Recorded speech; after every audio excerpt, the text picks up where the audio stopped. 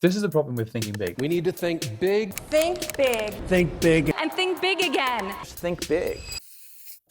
This is me in the middle, and this big circle represents my thinking big goal. So when I started my property business, my big goal was to buy a commercial building and then turn that into multiple flats. Now the problem is when you have a big goal, you also end up having a lot of self-doubt. This is Alain de Botton, and this is how he explains it. That somehow raising expectations and suggesting that all will go well is the surest way to get very nervous, and with nervousness comes failure.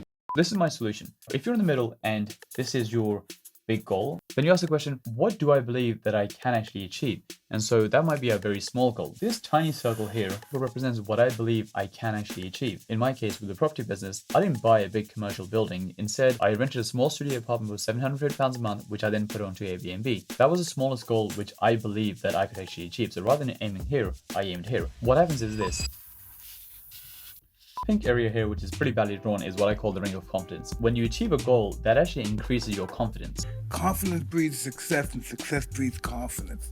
You don't believe you can just achieve this, you believe you can achieve something bigger, which is represented by a slightly bigger circle. So the next thing I did was I bought a 1-bedroom property, which I then converted into a 2-bedroom property, which was one step up from what I'd done previously.